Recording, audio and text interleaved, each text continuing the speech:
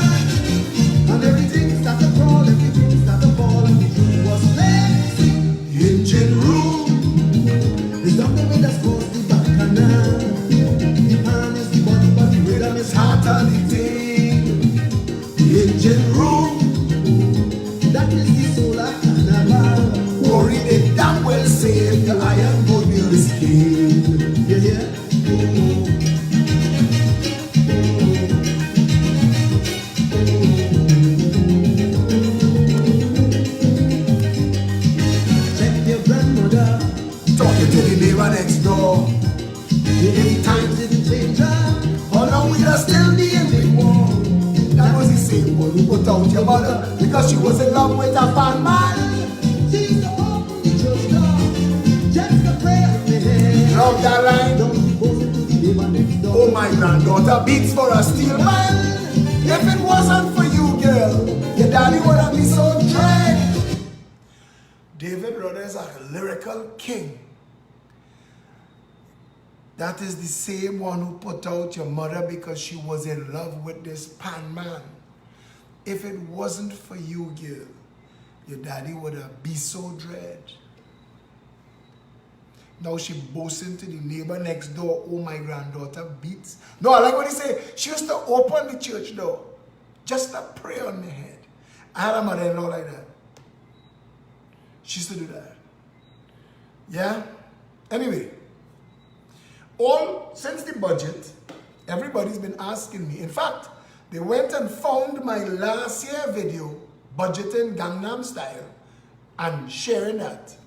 And everybody's been asking me, where is the Progressive Empowerment Party's budget response? And I have to say that the Public Relations Officer, the PRO, Janice Lemon Creaky, Sandra Abro says we can't share the video. Sandra, I don't know. I cannot answer those questions. Everything about my video is public. So I don't know how they managed to do these blockings, but anyway.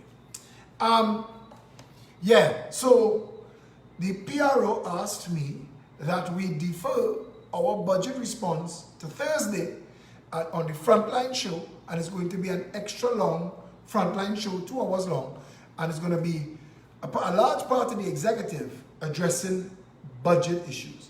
So I can't really get into it like that. But I wanted to come at it from this point of view, and I will touch on it again then.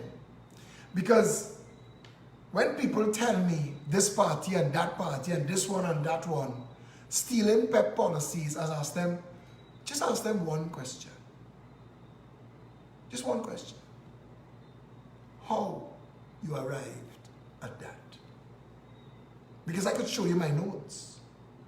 We could show you the conversation and all those who have been involved. This is over a decade of work. Reboot the Republic is a book. And it's over a decade of work.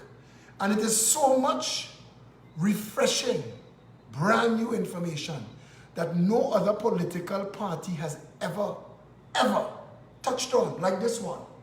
What I'm going to tell you tonight is, ever since I was a small boy and I had listened to the budget, I tried to understand how they arrived at those numbers. And it never made sense to me.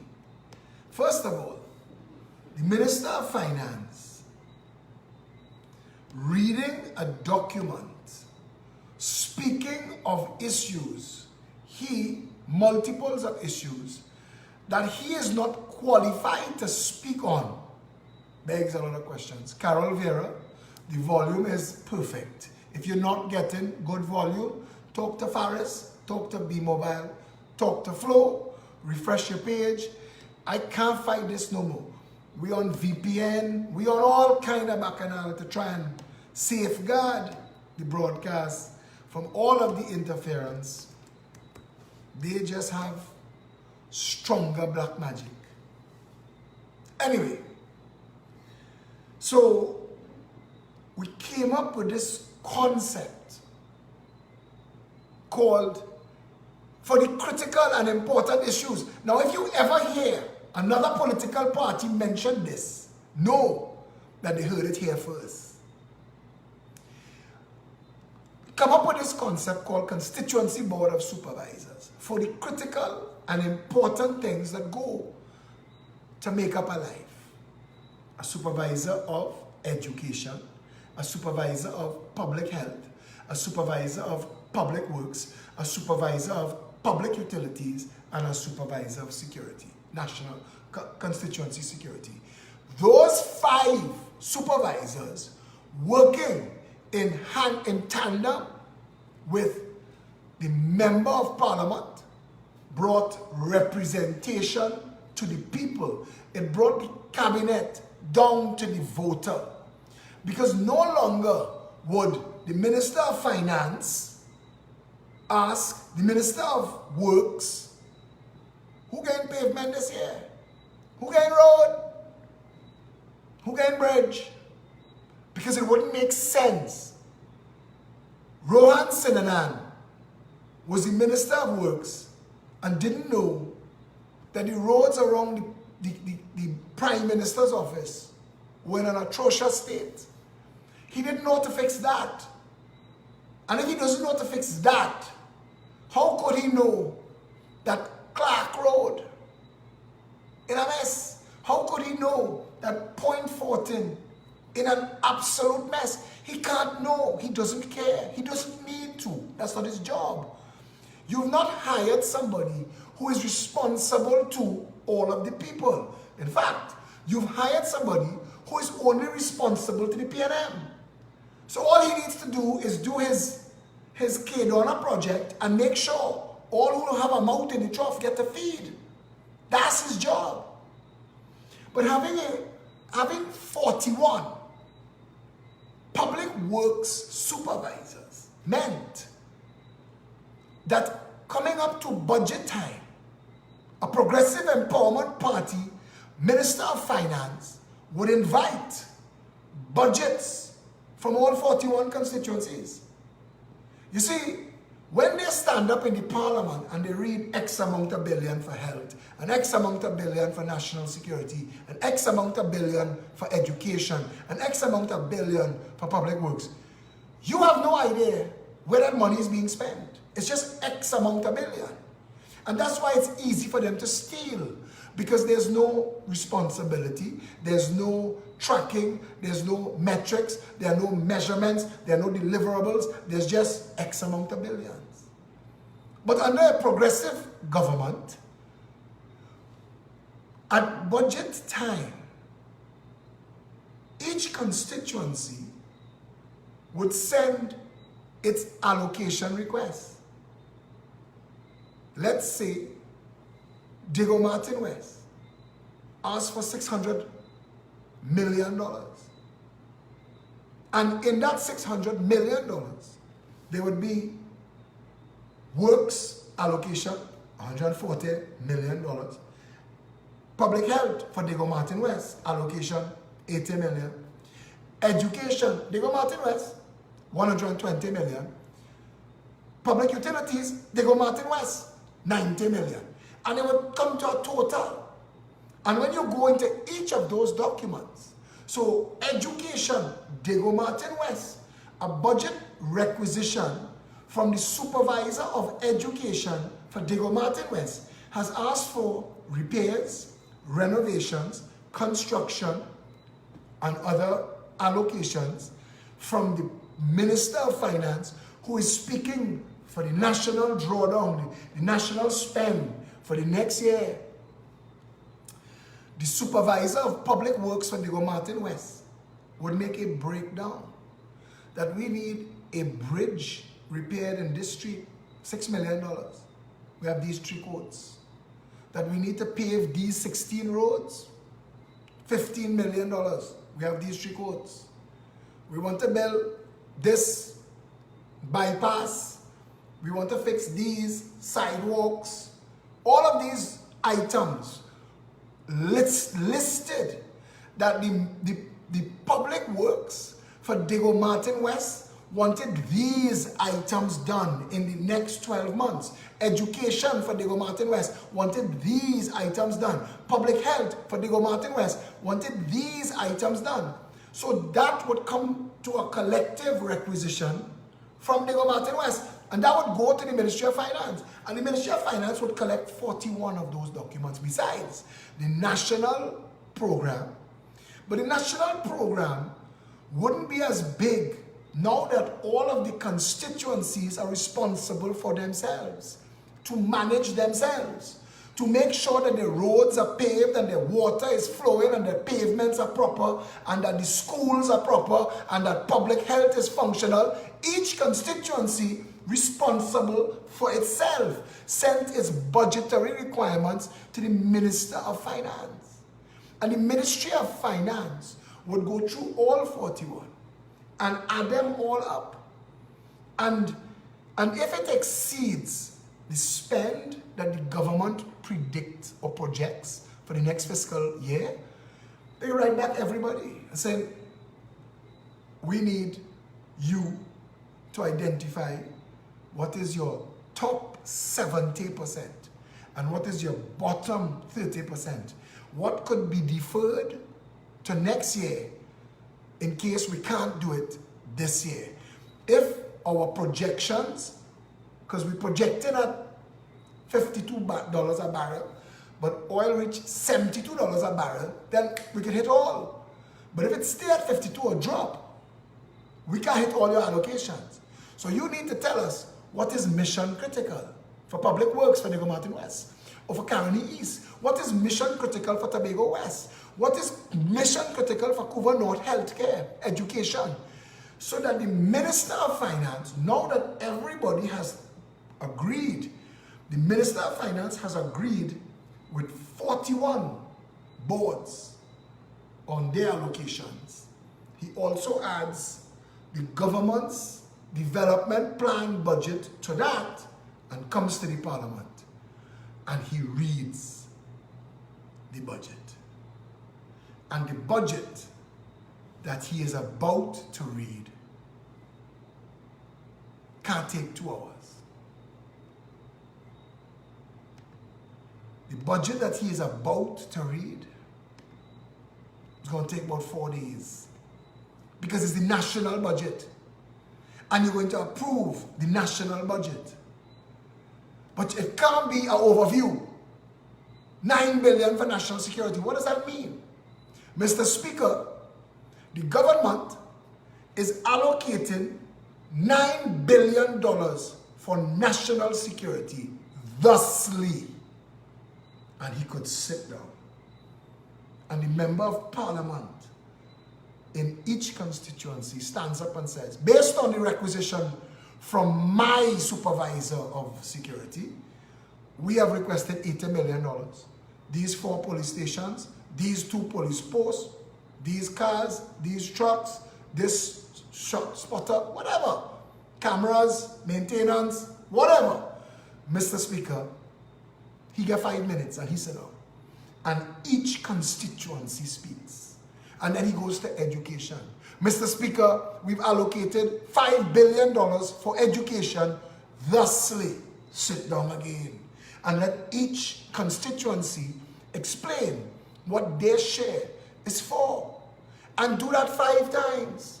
Public works, public utilities, education, healthcare, security. When he has done that part of the budget, the nation would know the developmental and maintenance cost of the country broken down by line item in each constituency for the next 12 months. When the budget is published, it will be a document fatso. And inside that document, you could turn to public works. And in that, in alphabetical order, all of the constituencies, Aruka, however order they come in. And when you are in Diego Martin West. When you get to Diego Martin West, you could look at the public works allocation for Diego Martin West and all of the things that have been approved in the budget. These 26 line items in Diego Martin West for $800 million is our share of the budget. That's what we get in. We don't get the money. There's a chancellor of the exchequer. His job is to keep the budget honest. The national budget is approved. Now Diego Martin West, that constituency supervisor of public works, has to initiate the projects and allocate projects to contractors. The law that the Progressive Empowerment Party wants to make law is that all works, all public works, all remedial works, all construction work, all maintenance work in the constituency must be done by contractors in the constituency, hiring workers from the constituency. So we drill in that money right down. You know what I say? A rising tide lifts all boats. You could imagine the Ministry of Public Utilities dispatches $5 billion through all 41 constituencies over the course of 12 months. And the Ministry of Public Works do the same thing, $6 billion. And the Ministry of Education is spending $5 billion throughout the constituencies. The Ministry of National Security is spending $9 billion, but it's going into 41. It's going into each of the constituencies. So the Minister of National Security don't have to sit in his ivory tower and wonder, what does Mayaro need tonight? What does Toko need tomorrow? What does San Fernando need next week? Because it is not his job, it is theirs. Diego Martin West's job is to keep Diego Martin West functional. Diego Martin West's job is to keep Diego Martin West roads paved. Diego Martin West responsible for Diego Martin West pavements. Diego Martin West responsible for water 24/7 in Diego Martin West taps. So when they pass out those contracts within the constituency, the bill comes to the member of parliament, to the board of supervisors, and that bill is forwarded to the Chancellor of the Exchequer. He gets a bill from John Smith Contracting to build a bridge on 1st Street in Diego Martin. Now he pulls up the budget, and the budget allocated $10 million to build a bridge in 1st Street in Diego Martin. And this bill is for $9.8 million. It's approved. Write the check to John Smith Contracting and send it back. Because as far as the government of the country is concerned, if that invoice reaches the Ministry of Finance to the Chancellor of the Exchequer, that means the Supervisor of Public Works in Diego Martin West has checked that the job is done to the standard and has ratified it and approved it and sent it on for payment. There is no concern at the national level because at the constituency level, the job was done, time to pay. If a bill reaches the Chancellor of the Exchequer for $21 million for remedial roads on 9th and 10th Streets in Barataria, and he checks in the budget for Barataria Sawa, and there is no allocation for remedial works on roads 9th and 10th Street, he rejects it. He says the $61 billion that I am authorized to spend, I have it broken down by constituency and by line item. And if your line item, if what you send to me is not on this approved list, I would be breaking the law if I wrote that check. Send it back. Now the duty of the Constituency Board of Supervisors to go to the Minister of Finance and say, listen, You've allocated $600 million to Barataria Sawa, and we was going to build this and do that. But these roads collapsed during a storm and it flooded and washed away, and we needed to spend this as an emergency repair. So we are deferring this cost. We sign off on this. The member of parliament has visited. He has signed off on it, that the work that we say that was to be done was actually done. And we've deferred this other payment that is for a similar amount to another time, because we're staying within budget. But we want you to approve this variation. The Minister of Finance may send his agents to visit to ensure that the work was done, or because the Constituency Board of Supervisors is responsible. Because if it was not done, but they sent an invoice that says it was done and the money is paid, and it is found out that the work wasn't done, then they are guilty of fraud and they could be charged, prosecuted, and jailed. That is what you call accountability. See? That's how you run a country properly. So then the Minister of Finance might say, okay, it's on you. You said, right? Variation. He make the allocation for the variation, sends a copy to the Chancellor of the Exchequer to update his or her records, and may even publish it in the National Gazette as an update. That check is paid. The work is done. Over the course of 12 months, work is done in the constituency as approved, line item by line item in the budget. And the Chancellor of the Exchequer writes the check. If you run a national budget that way, and work is being done in your street, and a contractor get a job that not from your constituency, you could call the police. Junior Sammy not from Diego Martin West, call the police and report fraud. Let there be an investigation. There must be accountability in the country for it to make sense.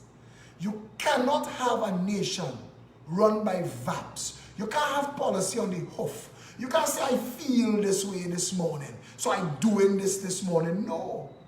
The entire 12 months, 2018 to 2019, for Diego Martin West is budgeted, allocated, timelined, and ready to go.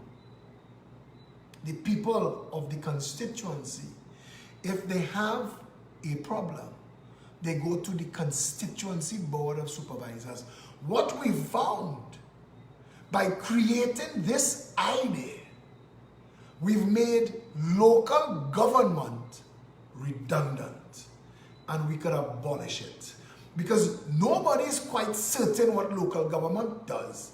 It spends money without accountability or responsibility. All local government regional corporations in the country right now are guilty of criminal misconduct. We are going to run a private prosecution against all regional corporations in this country who do not respond to who do not take action against case-making company. The Progressive Empowerment Party is operating like a shadow government. Your government is not operating, so the Progressive Empowerment Party is. We wrote all the regional corporations and asked them, have you given case-making company trading as Quailos permission or a license to sell bread beside the road? They ignored us. So we sent, by law, a freedom of information request, which they couldn't ignore. And they all answered, no. Case-making company has no permission to vend on the side of the road. Now, from tomorrow, Trinidad and Tobago time, I am going to start live on social media, calling the chief executive officer of each regional corporation and say, I have, by your signature, that you've not given Kiss Baking Company, and I'm starting in Diego Martin. I'm starting in the Diego Martin Regional Corporation. So they're going to hear from me tomorrow. Because the Diego Martin Regional Corporation, the CEO has said that Kiss Baking Company has no permission to sell on the side of the road and are doing so illegally. So my next question to the CEO is this. If you say that you or your organization, your regional corporation, has not given them permission, and according to the Municipal Corporations Act, you are responsible to instruct the municipal police to take action, why haven't you so instructed the municipal police? Why? According to the Municipal Corporations Act, the police cannot take it upon themselves to act, that they have to be instructed by you, Mr. CEO. Are you guilty of criminal misconduct? Are you receiving a kickback or a commission from Kiss Baking Company trading as Quelos? Why have you not issued an instruction to the Municipal Corporation Police to take action against all illegal vending, specifically and especially Kiss Baking Company trading as Quello Baking Industries? Because if you do not do that, then we are going to have to report you, Mr. CEO. And that is how you run a country. There are rules and there are laws. You could burn down, you could hide. I want to tell you something. There is something called forensic accounting. The word forensic, you're accustomed hearing it when you're talking about dead bodies and crime. Forensic accounting, all it means is that a check was paid, you know. Once you've received the money, the bank that cashed the check have to answer. Who cashed this check? That information. You go to that person. On what document did you transact this public funds? Because if you cannot tell us on what legal grounds you've transacted public funds, you're guilty of a crime and you could be arrested for it. No, it's not me, it's John Smith. John Smith sent me with this and tell me, cash it, I working for John Smith, and he tell me, but it's he have a contract, he doing something with them. Go and check he. Forensic accounting works that way. Forensic accounting follows the money. When you hear that term, follow the money, that's all forensic accounting does. That's all it does. Jason Basanta said, you know, all these laws exist but none enforced. Correct. Vote for the Progressive Empowerment Party. We don't have to rebuild. We don't have to tell. We don't have to get a new court system, you know. We just need the courts to work how they were set up to work. Every office in this country has a function, a reason, and a purpose. And if you are not doing your job, we can fire you, remove you, or compel you to act. Coming back to the issue of the Constituency Board of Supervisors, for the 41 constituencies that would manage and operate the 41 constituencies, and at budget time, the Minister of Finance will be able to account to the nation on the 41 constituencies, the budgets, allocations for education, healthcare, utilities, public works, and securities are being spent thusly, line by line, by line, by line. Street by road, by street light, by school, by park, by healthcare, by hospital, by facility, by police station, by car, by mechanic yard. It will break it down for the nation to see. So when you see a mechanic yard in Diego Martin West with 3 ambulances and 5 police cars parked up outside it getting work done, and you go and you check the budget allocation, and John Smith Garage not listed as the allocation for that, You could call the member of parliament and ask, what's going on here? Robin Ramkalawan, you ask the question just as I answer it. You could call the member of parliament and ask him, John Smith Garage is doing private work on public vehicles that they are not budgeted to do.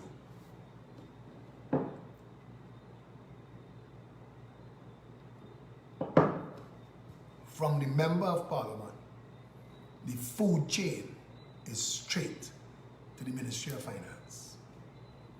The Chancellor of the Exchequer and the Minister of Finance, those two, once public funds are spent, they better be spent according to approved budget allocations. If not, the Chancellor of the Exchequer and the Minister of Finance are guilty of fraud, criminal self-enrichment, and fraud at the very least.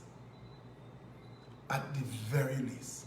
I know a lot of you are jaded and plenty of you are lazy, to be honest, and it's easy to just pelt words at a conversation. But if you listen to understand, not to respond, I could come here and tell you this shitty and that shitty and we like it so and we jam in still and switch off the live and we go.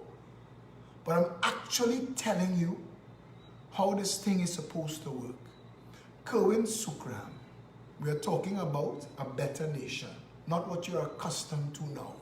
VMCOT is a special purpose company set up to handle all public vehicles, but a progressive empowerment party government plans to shut down all special purpose companies, VMCOT, UDCOT, Sport TT, EMBD, EFCL, all. We're shutting all down because they've been an end run to the budget and the tenders process and created an avenue by which funds could be disbursed without accountability.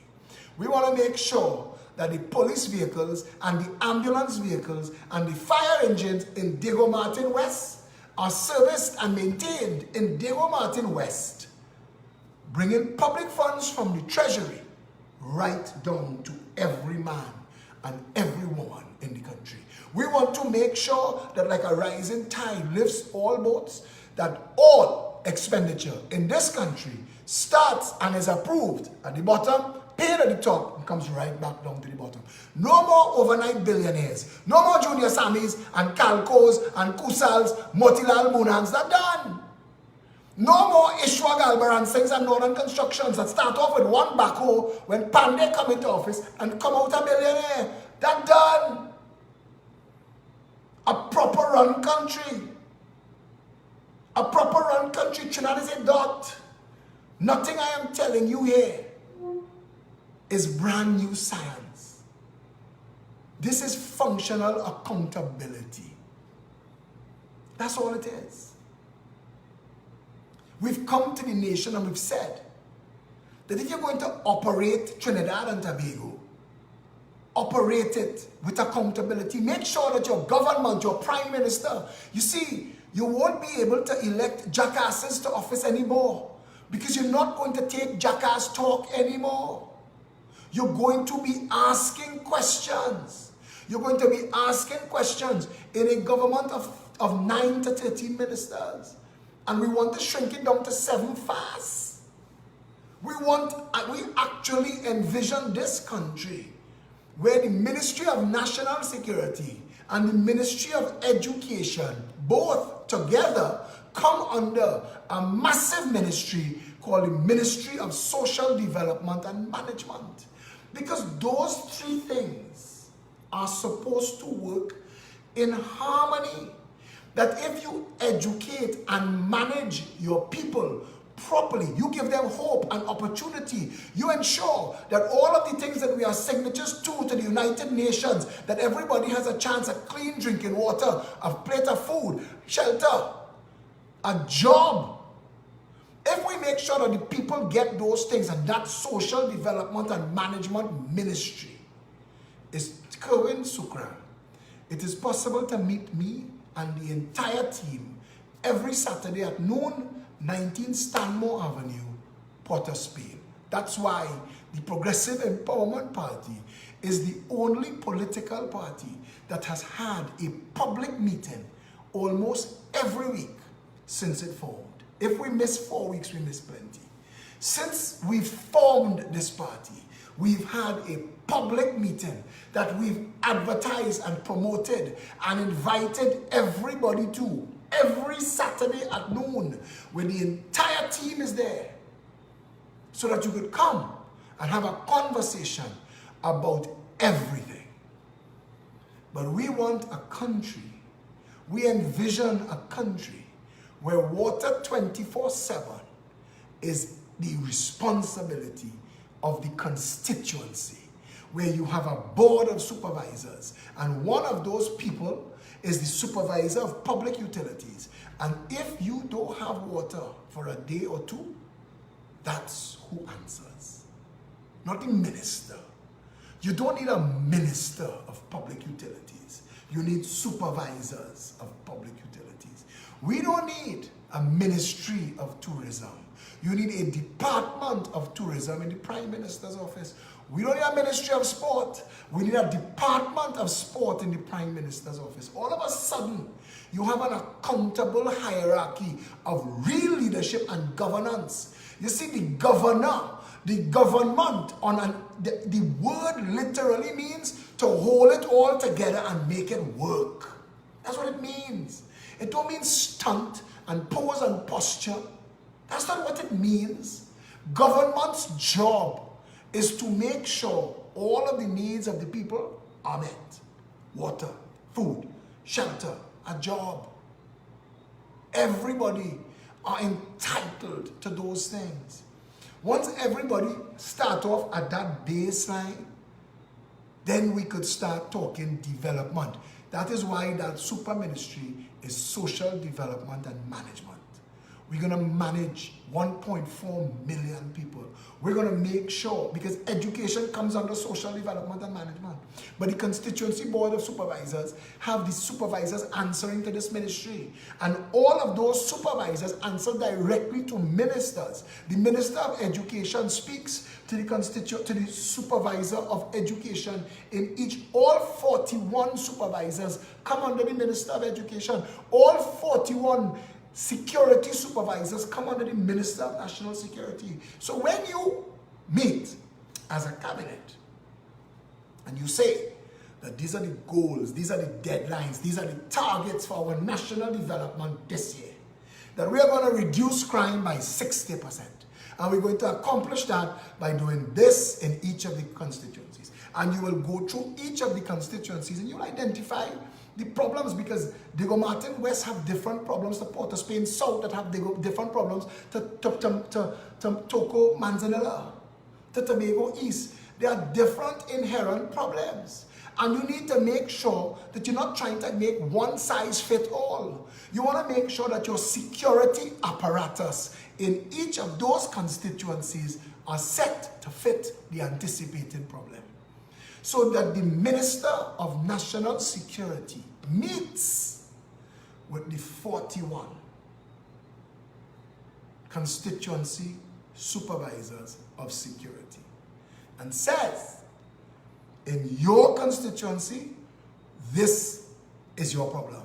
In your constituency, based on statistics, based on numbers, these are the problems that we identify in your constituencies. You could add information to this as we go. But this conversation is about reducing the problems in your constituency by 60%. So let's talk. You, Mr. Supervisor for Toco Manzanilla, what can we do? What do you need to reduce crime in your constituency by 60%? Well, boss, Pradia Lassani, in Gentifin from the fishing village, and normal people, our constituency is so big now, is people just get away with little thing here, there, and everywhere. So, if we could get some of them four-wheel drive little bicycle that could run on the beach, because we have Long Beach to do, I just drawing examples here, to supervise. If we could get some police posts, just two-man police posts throughout the constituency, we could put a cap on it. We know where the troublemakers are. We know the junction where the buyers and fighters happen and people that get out. We know all that. Give me the resources to deal with it there. Diego Martin West, what's your problem? Well, in Diego Martin West, our situation is this. We have very wealthy and very poor people living in our constituency. And within that scenario, you have a situation where the very poor, because when you tell them poverty drives crime, they tell you, no. But nobody in Goodwood Park, down in your street with a gun in their hand looking to rob you. They're robbing you different. Other conversation. Poverty drives crime. So this is a government. The Progressive Empowerment Party believes in honey and vinegar. We not just come into lockdown and lock up. We want to make sure social development and management is going into the hotspots. Diego Martin West hotspots are Bagatelle, Rich Plain, Covine, Factory Road, Mason, La Puerta, Sanganga, Abu Pujad, Big Yard, Scorpion, Carnage. That's basically the hotspots, the at-risk communities in Diego Martin West. Diego Martin West has a police station at West End, and has a police station in Four Roads, and has a police station in Carnage. We need to break that up. In a real country, the hotspot communities get all of the attention, both lifting the people up and securing them. Once you have, at night, little rolling roadblocks, high visibility, rapid response unit, Mr. Man, if you give us a citizens crime watch in the Goodwood Parks and the Bay Shores and the Glencoes, just to raise the visibility, help keep the crime of opportunity down, we'll be okay. Every constituency supervisor of security is going to have to know how to operate his own little fiefdom, how to make his piece of the world work. Now let's say 6 months into the year, we come back together, the Minister of National Security and the 41 constituency supervisors of security, and we track in everybody's numbers. Yes, Diego Martin, you down 62%. Toku Manzanello, you down 58%. Nice. Maloney, what's going on with you? You only down 8%. San Fernando East, your crime up. This gives the minister and the government by extension a direct line to the problem and make sure that the squeaky wheel gets the grease. So first step always is to make sure the man or woman that has the title supervisor of security is capable of doing the job. So you tell me, Mr. Supervisor of Security, what is going on? Because we can bring the breakdown for you by station, by police post, by county, by neighborhood. What's going on in your area? We have that data. Tell me, why are you not managing this? And he could call in his inspectors and his sergeants, and they could all sit down and talk and say, but if you find the problem is the supervisor of security can't do the job, replace him or her. If you find that you have police officers not capable of doing the job, or the system that's set up is not handling the problem, you fix that. But this is how you get information. It's like the supervisor of education in the constituency. The Progressive Empowerment Party advocates for the abolition of the SEA exam. And we believe that all schools should be 10-year schools, and that all children should get a grade point average, and a national grade point average be set based on the curricula. And if the national average is 4.0, and every term, 3 terms a year, the Ministry of Education sends out examination supervisors to administer exams. Now, it's not just the exam. On your entire term's work, you are being graded. And those graded because your teacher have an input in your finished numbers. But you could tell if a teacher fudging the numbers just watching what the other teachers around that person doing in contrast and comparison to the same child's performance with the standardized test. And if you see 1 or 2 variations, that's normal. But if you see 10, then you know the teacher padding the numbers to make him or herself look good. You can fix all that. Because numbers don't lie. Numbers don't lie. So you administer this examination to all the students throughout the country, and everybody gets like an SBA, and everybody gets their results. We heading for 4.0 as a national average, so 3.8, 3.9, 4.0, 3.6, depending on, we might get anybody that get under 3.2 becomes an issue for the Ministry of Education. And anything that is an issue for the Ministry of Education becomes an automatic issue in the constituency for the supervisor of education. These 28 children in your constituency did less than the national average. Please explain.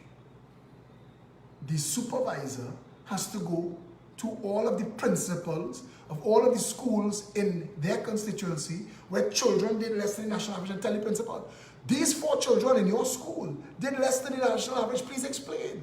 And the teacher will look and see 2 in this class and 1 in this class and 1 in that class, and go to the teacher and say, these children did less than the national average. Please explain. Please explain.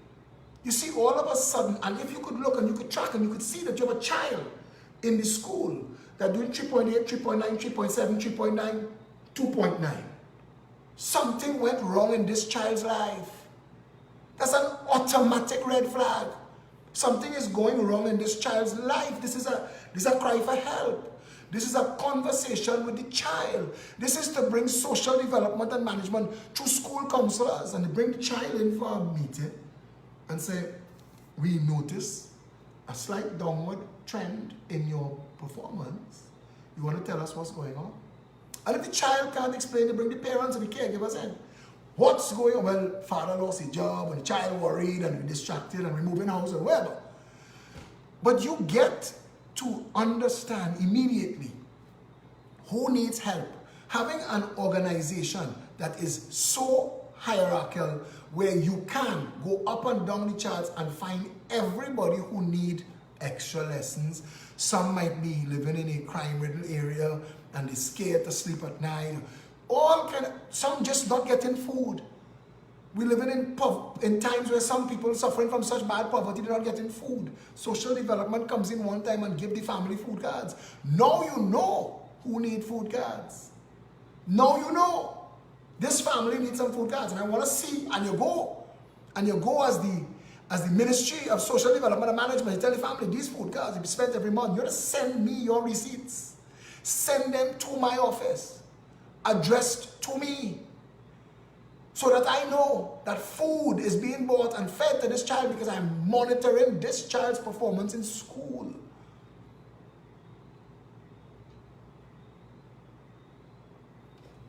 Ram John Bash, I can't argue with every jaded person who's seen terrible government in Trinidad. The PNM and the UNC have done a number on this country. It's either you believe it could fix or you don't. I put out this effort every day and every night to get Trinidadians to understand that it is possible to fix it. If you live in a world where nothing can fix, it can't help you. But I want to tell you that I live in a world of hope and opportunity. And I believe that Trinidad and Tobago could be a paradise on earth. We have a program, a policy, an idea, a solution to every single problem that ails this nation. And we could turn it around. We could diversify the economy. We could make sure minimum wage earners could own a home. We will make sure that we bring down the price of food and put water in the taps 24/7. That's the job. We want to make sure that the legislative agenda creates freedom. We tell the people, vote PEP and let freedom reign. Freedom of speech, freedom of political association, freedom. We need more freedom. We need our people to have the freedom to find and express themselves. I was thinking today driving down the road, you know, children in Trinidad and Tobago are just pushed into a system that pushes them and pushes them. Get a job, get a job, get a job. The brightest become doctors and lawyers and engineers, and the rest go and find a job, make a salary, work till you're 65 and then dead.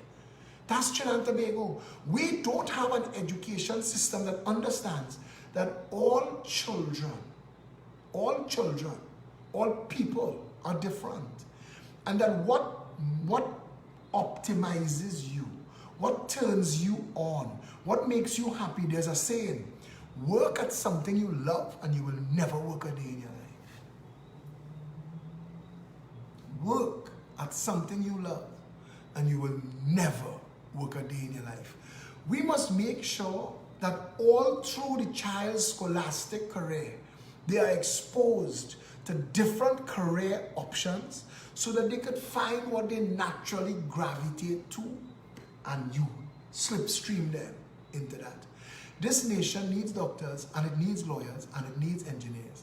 But it also needs farmers, it needs teachers, it needs carpenters, it needs masons, it needs chefs, it needs nurses, it needs technician and linemen. It needs all of the things that go to make up a life.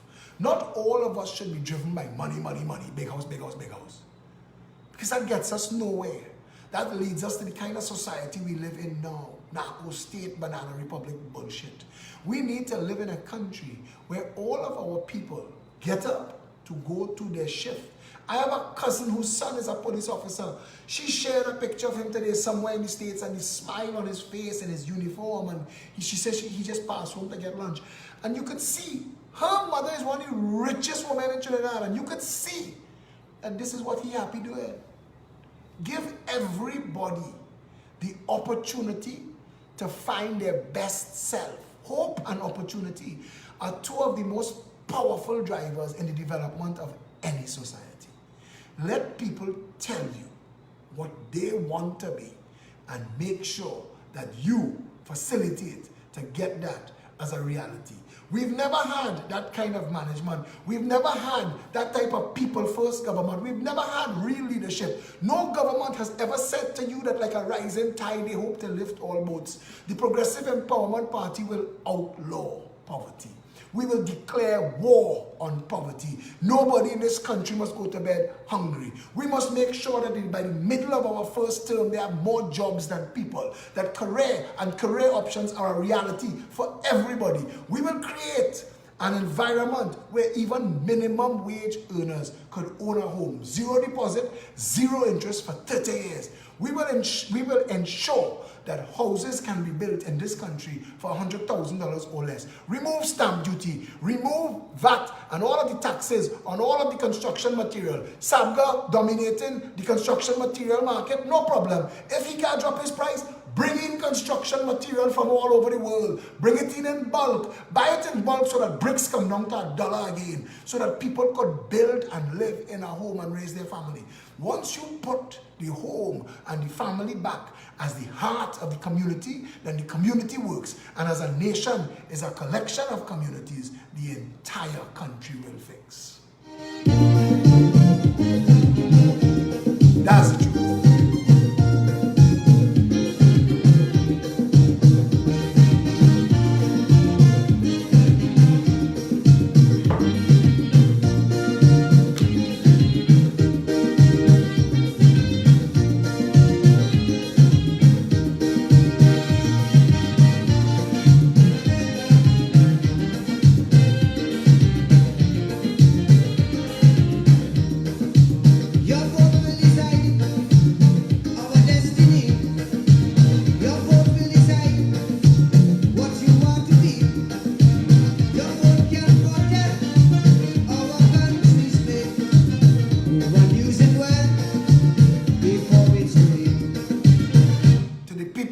About the only reality they have ever known.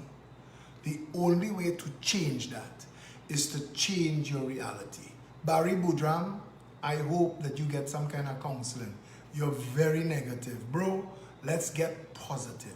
Let's focus on what we could be and not what we used to be. Everything in this country, China is a dot. It is a postage stamp. We could fix this nation in a heartbeat. All you have to do is utilize your superpower. The Constitution of the Republic of Trinidad and Tobago provides a remedy for bad government. It is called an election. Your vote will make the difference. If it is that who you're voting, maybe on the road. When you're voting, vote them out. Vote them out. If it is the movement to be only full amount. When you're voting, vote them out. Vote them out.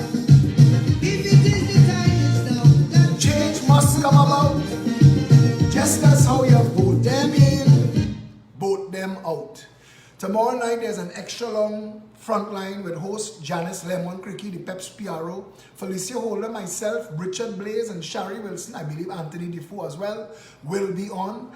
We will have a live audience. If you would like to be in the live audience, I think they still have some spaces. Message me, message Shari Wilson, message Felicia Holder. It starts at 8 o'clock. It's at PEP headquarters, 19 Stanmore Avenue. Feel free to come down and be a part. There may be opportunities for the audience. It's going to be broadcast live on social media, and there may be opportunities for the audience to involve themselves and contribute. If you'd like to be a part of that, come down. Message Shari Wilson, message Felicia Holder, or message me. This Saturday at noon, we expect a bumper crowd at PEP headquarters, 19 Stanmore Avenue. It is our weekly meet and greet with the public. Those of you who like to bring cake and cookies and things to share with the people, keep doing that. It's lovely. We appreciate all of you, and we love to be able to share the abundance of the bounty with everybody. Our contact information for those who would like to join the party, you'll get more information, 3474PEP, peptt.com, peptrinbago@gmail.com. Pep app, PEP, APP is available on all the app stores for free. Shari Wilson is the party's organizer. She has an efficient team that is mobilizing Trinidad and Tobago by constituency, by community, by neighborhood, by street. If you would like to be a part of the mobilization of Trinidad and Tobago in your constituency, in your community, in your neighborhood, or your street, reach out to Shari Wilson, her team members, Lorena Lucian, Michelle Davis, and the rest. You can reach out to them. Membership is led by Anthony Defoe. He is right now we're doing a constituency mapping exercise, the length and breadth of Trinidad and Tobago. If you'd like to be a part of the constituency mapping exercise and you can make a little money doing it, reach out to Anthony Defoe and his team. Of course, you know the rest of the people, Janice Lemon Cricky, the PRO, she's now taken over the responsibility of chairing the communications team and is doing an amazing job. We have fantastic graphic artists and people. We're building Pep Radio. I mean, it's a work in progress. It's social media. And hey, Kerwin, it's all good, bro. Come down Saturday and let me talk.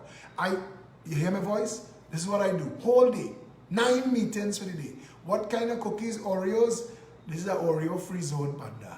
Yeah, Barry Boudram asks, what is PEP app? Go to any of the app stores and type in PEP, APP, and download it to your phone, and you get a lot of information from it for those who like apps. Yeah, so I think that's about it. I didn't think that there was going to be a live video tonight, and look at that, we got one done. So yeah, Kenneth Luke is the chairman of the advisory council. If you think that you would like to contribute, I see people, when we put out policy plans, programs, ideas, they like to join that conversation. If you think that you're capable of operating at that level and would like to inform and instruct national policy, reach out to Kenneth Luke, Miss the Autumn Day, she's the party research officer. You can message me and I'll put you on to them. Yeah? At the end of the day, we could continue to do what we've always done, and all we will get is what we've always gotten. Or we could trust and try to and dare to dream and try something different. When you look at this organization and the type of people that are involved in this party, the level they operate at, what goes on here, I mean, we're not just one of those political parties that say, look, 3 letters and a logo. This is a real functional political vehicle that is affecting the national conversation, changing the national narrative. We've introduced the conversation to things like decriminalizing marijuana and putting a time on court cases to speed up the delivery of justice. It is the Progressive Empowerment Party that spoke about securing the nation's borders and moving the magistrates to the jails instead of the criminals and the prisoners to the courthouse. You don't need no justice on time wasting money. Trinidad and Tobago could be paradise on earth convincingly. All the nonsense that you see Rowley and them doing and Kamala and them did, we could undo and redo all of that. A fresh coat of paint, and you wouldn't believe that them Bacchanalists was ever in power. And Trinidad and Tobago, you want a better country? Vote yourself a better country. The Progressive Empowerment Party, and we meet you every Saturday at noon. The day you could find a political party willing and able to give up that much of themselves for you, vote for that. This party does that. So until I see you tomorrow, stay safe, Trinidad and Tobago.